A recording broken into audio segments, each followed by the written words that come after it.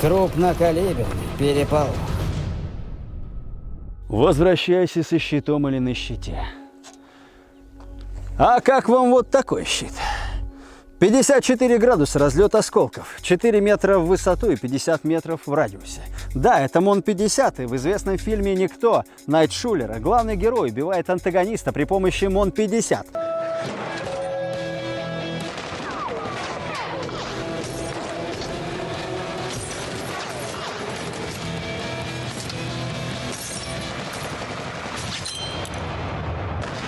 Вот так вот прилепил ее к полицейскому щиту. Ясное дело, у нас другой полицейский щит. Не такой крутой, возможно, как там, но тем не менее. Мне интересно, что будет с человеком, который только замыслил такое. Что будет с тем человеком, который пытается убить антагониста. И с антагонистом тоже, понятное дело, мне интересно, что будет. Я не собираюсь это делать сам, набегать на противника. Набегать на противника сегодня будут камни. В общем, отсылочка к средневековью. Или сегодня у нас выпуск в стиле «Сквозь кротовую нору с команданты». Польза от всего этого была бы громадной. Я еще не настолько стар, чтобы бросаться во все тяжкие. Но МОН-50 здесь и щит здесь. Я планирую сделать электродетонацию. А вот сюда я поставлю к этому камню щит, а вот в тот камень должно прийти основное количество осколков. Упс. Прикреплю получше.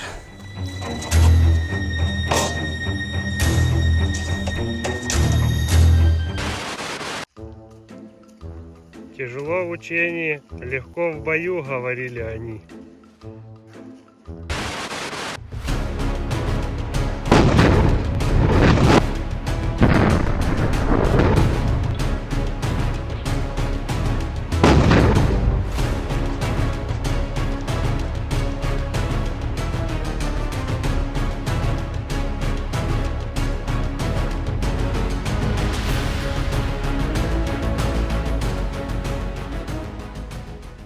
Плохие новости по следам режиссера Найта Шулера выглядят примерно вот так. Думаете, удастся мне найти что-нибудь из того металлического щита? Я вот пытаюсь понять, где он мог бы быть.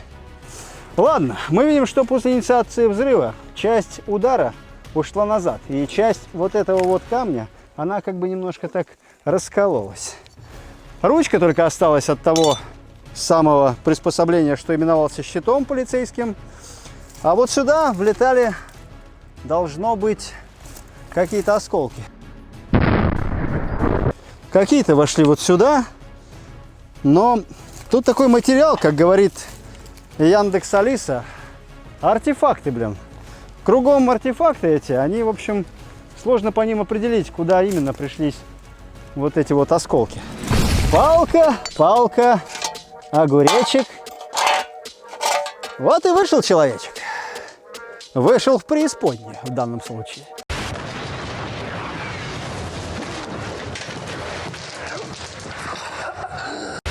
В общем, Найт Шулер, если ты это смотришь, обращайся, мы тебе кое-какие эксперименты проведем. Не переключайтесь. Я пытаюсь прорыть себе нору вон там. А сюда я поставлю свой iPhone. Вы же помните, друзья, что такое тринитротолуол? Органическое, кристаллическое соединение. Взрывчатое вещество тринитролуол. Сука. Да, в простонародье тротил. Именно здесь, где еще кусочки лежат того самого щита. Вот они. Мне не нужны апартаменты, но однушечку такую сделать бы хотелось. Вот здесь я хотел бы сделать маленькую такую пещерку. Получится это или нет, сейчас мы узнаем. Свяжу сейчас это все воедино, все эти 4 килограмма тротила, и подорву.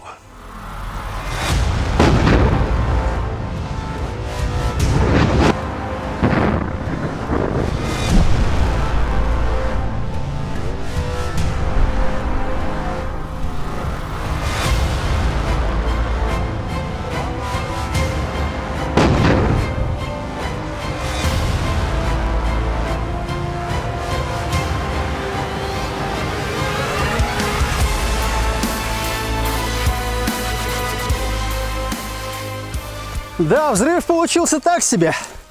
А все потому, что рыхлая какая-то хрень там.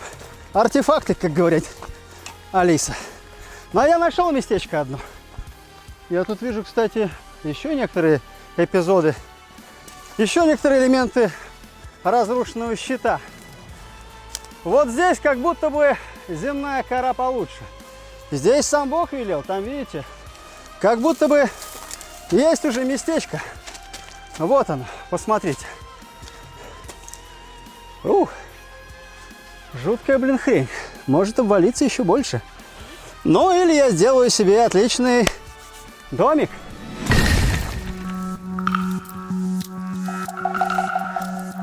Я так и знал. Погодка окончательно испортилась, и во второй половине дня пошел дождь. А я, собственно, для этого и хотел себе вырвать какое-то убежище.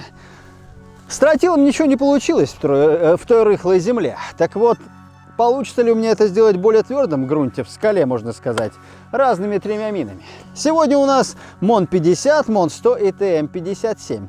ТМ-57 предназначена для выведения техники противника из строя.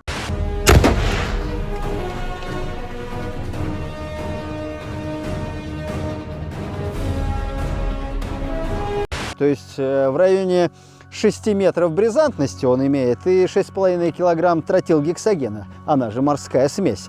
Выводятся гусеницы и все, что там, короче, рвет и мечет. Это напоследок.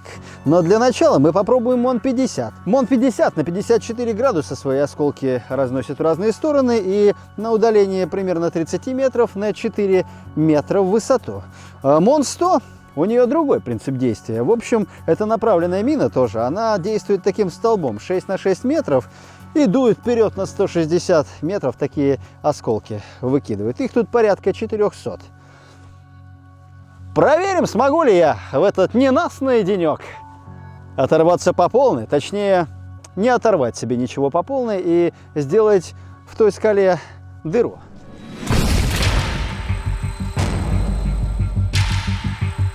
Вон она, красавица, стоит уже с электрозапуском, готова к тому, чтобы рвануть. Ее осколки устремятся внутрь под 54 градуса и в высоту должно быть 4 метра. Но их там нет, и наша задача их проломить.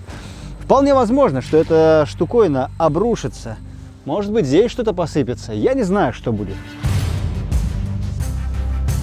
Что ж, вот за этим камнем я буду прятаться и нажимать на машинку подрыва.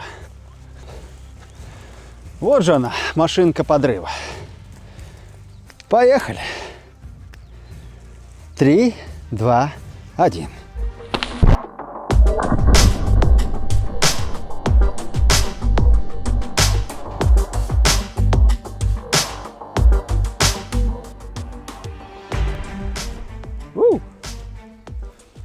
Погнали, посмотрим, что там.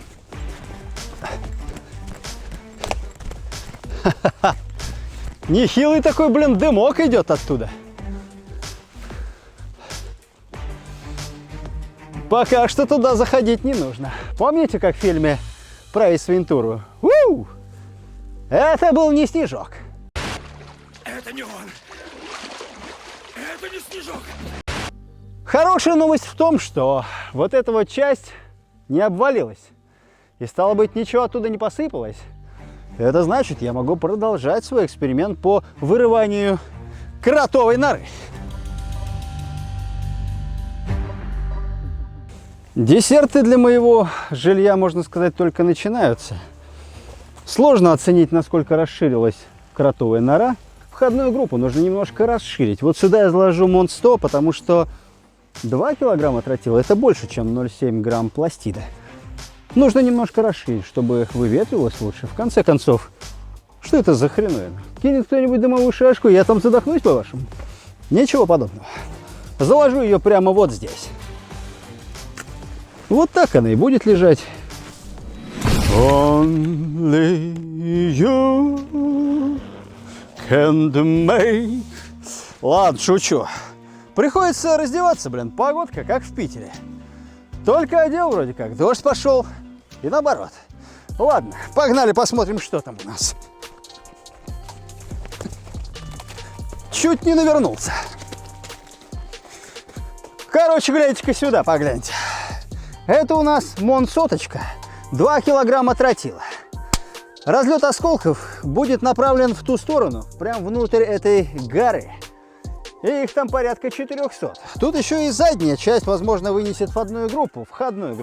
Не знаю, как это получится, но, в общем, надеюсь, получится.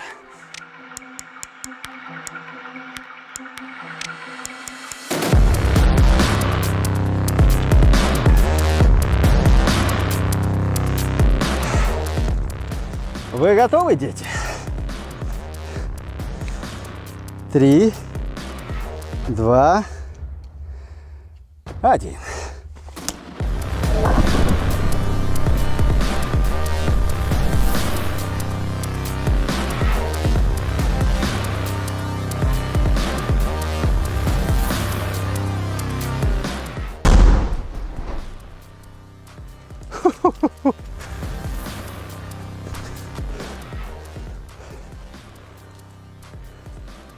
Воу!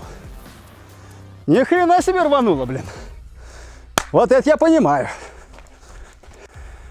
Издалека визуально не сильно изменилась входная группа моей пещеры. Надеюсь, что внутрь хотя бы ее углубило. Фух! Тротил воняет жестко. Мало того, что воняет жестко, еще и в глаза такое ощущение, что кто-то насыпал песка. Это нехорошо. Это я вам не рекомендую повторять. Да и вообще, погодка хорошая. Стоп! Вы же не подумали, что я так просто сдамся? Но у меня есть УЗМ-72, и при помощи нее я планирую расширить немного свой интерьер. Во всяком случае, она подлетает и разбрасывает 2400 осколков в разные стороны. Возможно, она подлетит и потолочек чуть-чуть расширится. Кстати, пещерка-то уже внушительная. Посмотрите сами. Это, конечно, не кротовая нора с Морганом Фрименом, но, в общем, пещерка команданта уже похожа на какое-то жилье. Дождик закончился, дым едкий выветрился. Самое время бабахнуть.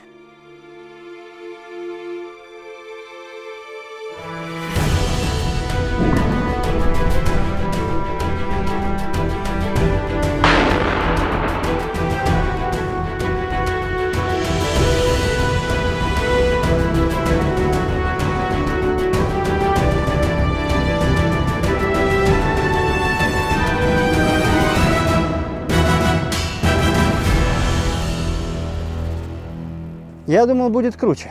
Дышать очень сложно. Хоть противогаз одевай. Надышался этим дерьмом и пару выпусков не участвуешь в шоу. Мы видим, что осколки вон там, они очень заметно вонзились в эту скалу. Но ничего с настоящим твердым камнем сделать они так и не смогли. Вот это, кстати сказать, тот самый взрыватель, который там внутри стоял и способствовал детонации взрыва. А это что за кирпич? Да у меня тут кусочек тротила остался невзорванный. Опять тучи хмурятся. По-питерски прям. Как бы не пришлось снова одеваться. Да, друзья, входную группу мы немножко расширили, а сейчас мы бабахнем так, чтобы наверняка расширить эту нору, чтобы в ней можно было проживать. Не только мне, а нашему крысенышу. Это новый, кстати, крысеныш. Тот погиб в предыдущей программе.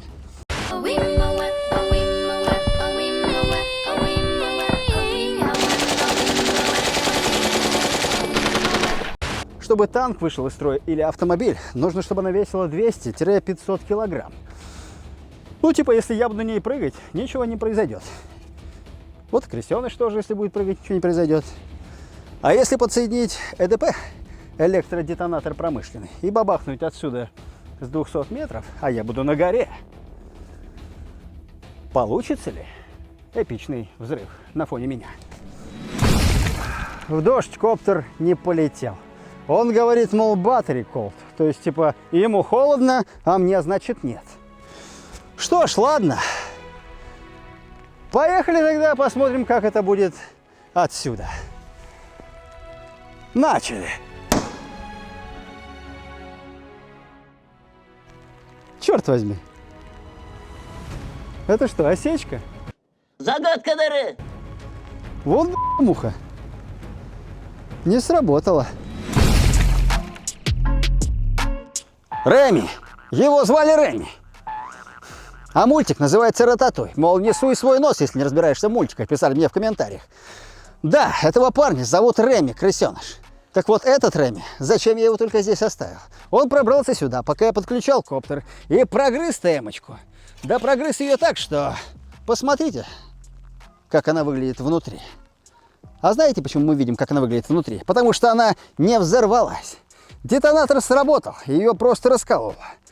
Возможно, нужно было приложить пластид, но и вот такое бывает.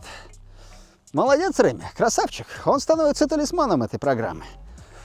Что ж, так даже интереснее. Значит, темочку мы в следующий раз как-нибудь подорвем. С вами был крупнокалиберный переполох. Ставьте лайки, подписывайтесь, пишите в комментариях, что вам понравилось и как вы негодуете по поводу того, как я не уничтожил этого Реми.